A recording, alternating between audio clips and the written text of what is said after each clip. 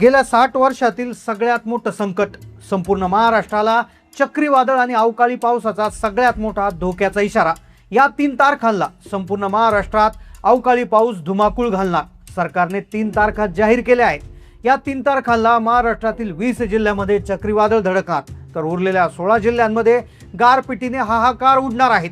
हे 3 दिवस महाराष्ट्रासाठी अत्यंत महत्त्वाचे आहेत। या 3 दिवसांना घराबाहेर पडू नका, रात्री झोपू नका असे आदेश देण्यात आले। या 3 तारखा नेमकं कोणत्या आहेत, कोणत्या जिल्ह्यात चक्रीवादळ आणि कोणत्या जिल्ह्यात गारपीट होणार याची यादीही सरकारनं जाहीर केली। होय, ही माहिती तुम्ही हलक्यात घेऊ नका, कारण की 5 मिनिटांपूर्वी सॅटेलाइटद्वारे संपूर्ण महाराष्ट्राचा एक फोटो काढण्यात आलाय आणि त्या फोटोमध्ये जे चित्र दिसलंय ते चित्र पाहून हवामान तज्ज्ञांच्या पायाखालची जमीन सरकली।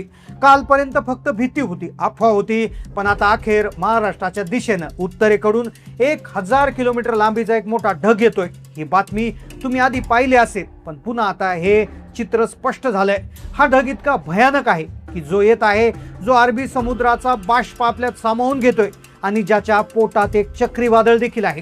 हे चक्रीवादळाचा फटका 3 टप्प्यामध्ये 3 दिवसात 20 जिल्ह्यांना सर्वाधिक बसणार, तर 16 जिल्ह्यामध्ये गारपिटीने हाहाकार उडणार आहे।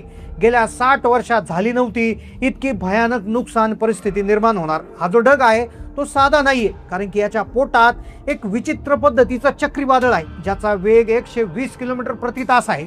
हा ढग अक्षरशः यमदेवाने पाठवलाय अशा प्रकारची भीती आता व्यक्त केली जाते। मग आता म्हणूनच सरकारने बैठक घेऊन 3 तारखा सांगितलेल्या आहेत, ज्या 3 तारखा एप्रिल मधल्याच आहेत। त्या 3 तारखेला सावध राहण्याचा इशारा दिलाय। कोणत्या 20 जिल्ह्यामध्ये चक्रीवादळ धडकणार, तर कोणत्या 16 जिल्ह्यामध्ये भयानक गारपीट होणार, सगळी सविस्तर माहिती तुम्हाला सांगणार आहे। पहा, ही परिस्थिती गेल्या 60 वर्षात झाली नव्हती, त्यामुळे तुम्हाला असं वाटेल की हे खरं नाहीये, हा अंदाज खरा होणार नाही। पण लक्षात घ्या, महाराष्ट्राच्या इतिहासात असा सॅटेलाइटचा फोटो कधीच पाहायला गेला नव्हता। सॅटेलाइटचा फोटो काढला ज्यामध्ये तो काळा कुट्ट ढग, ज्याच्या पोटात चक्रीवादळ पाहिलं गेलंय, आणि त्यानंतर तारखा जाहीर करण्यात आल्या। या 3 तारखांना पहिल्या टप्प्यामध्ये तो 11 जिल्ह्यात धडकणार, दुसऱ्या टप्प्यामध्ये 14 जिल्ह्यात आणि त्यानंतर बाकीच्या जिल्ह्यामध्ये हाहाकार उडवणार। ताबडतोब बैठक घेऊन 3 जिल्हे, 3 तारखा आणि 20 जिल्ह्यांची यादी जाहीर करण्यात आली। पहा, ही जर यादी तुम्ही पाहिली तर तुम्ही सुरक्षित राहू शकता, अन्यथा तुम्हाला मोठा प्रॉब्लेम येईल, कारण की महाराष्ट्रामध्ये सध्या उष्णतेची लाट सुरू आहे। पुढील 5 दिवस उष्णता भयानक राहणार आहे आणि त्यानंतर दुसरं मोठं संकट म्हणजे चक्रीवादळ आणि वादळी ढगाचा एक थवा महाराष्ट्रावर धडकणार आहे।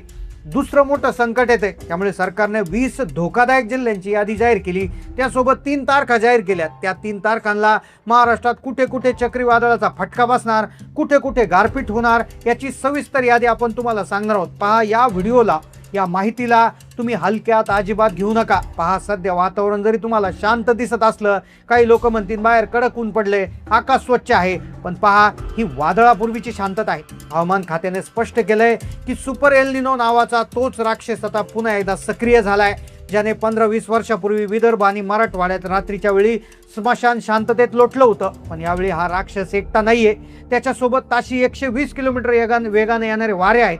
हे वारे घरावरील पत्रे, मोठी झाडं, विजेची खांब एखाद्या कागदासारखे हवेत उडून लावतील।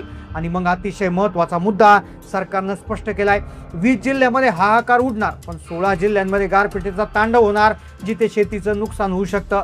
महाराष्ट्रातील सर्व लोकांसाठी ही बातमी म्हणजे काळजाचा ठोका चुकवणारी आहे। मागील काही दिवसात 2 टप्प्यामध्ये महाराष्ट्राला अवकाळी पावसानं झोडपले, पण आता जे येतंय त्यापेक्षा 100 पटीनं भयानक आहे।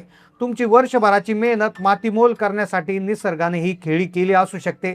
जर तुमचं पीक शेतात असेल किंवा काढून शेतात ठेवलं असेल, तर त्याला सुरक्षित ठिकाणी हलवण्यासाठी तुमच्याकडे फक्त काही तास उरले, कारण की प्रशासनाने आपत्कालीन कक्ष सुरू केलेला आहे। कारण की सॅटेलाइट इमेज सांगते की हा ढग अतिशय वेगानं महाराष्ट्राकडे सरकतोय आणि महाराष्ट्रामध्ये हाहाकार उडायला आता काही तास शिल्लक राहिले। मग सरकारने काय सूचना दिल्यात, कोणत्या 3 तारखा सांगितलेल्या आहेत, काय सूचना दिलेल्या आहेत, अतिशय महत्त्वाची माहिती आपण पाहतोय। पहा, ज्या 20 जिल्ह्यामध्ये चक्रीवादळ येते तिथे वाऱ्याचा वेग इतका आहे की जुन्या घरांना मोठा प्रॉब्लेम होऊ शकतो, झाडे उन्मळून पडू शकतात। त्यामुळे सरकारनं 20 जिल्ह्यांची यादी समोर आणली आहे।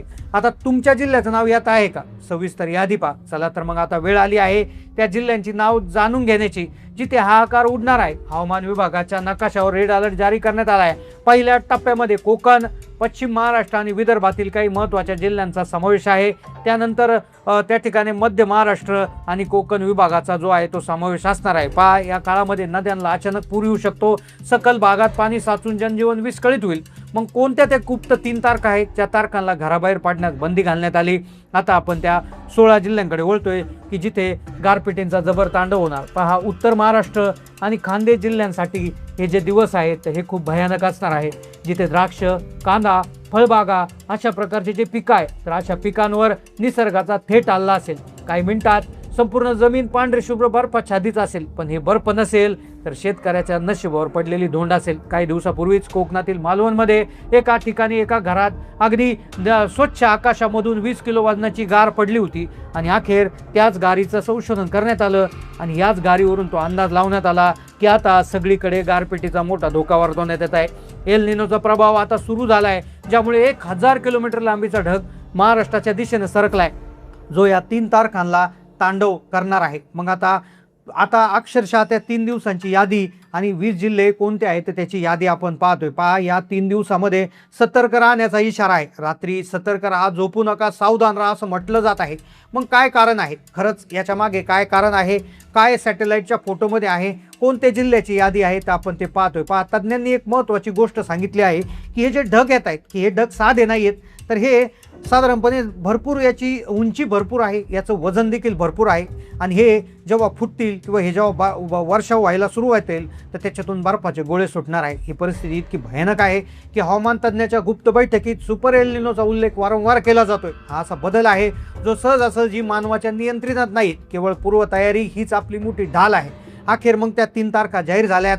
कोणत्या दिवशी काय होणार सगळं सविस्तर वेळापत्रक आपण पाहतोय. पहा, प्रशासनाने ज्या 3 तारखांवर शिक्कामोर्तब केलं आहे त्या 3 तारखा तुम्ही लक्षात घ्यायच्या आहे की 19 एप्रिलपासून, 19 एप्रिलला अक्षय तृतीया आहे, 19 एप्रिल ते 25 एप्रिल या साधारणपणे 6 दिवसामध्ये हाहाकार उडणार आहे. याच्यामधल्या त्या 3 तारखा असणार आहेत.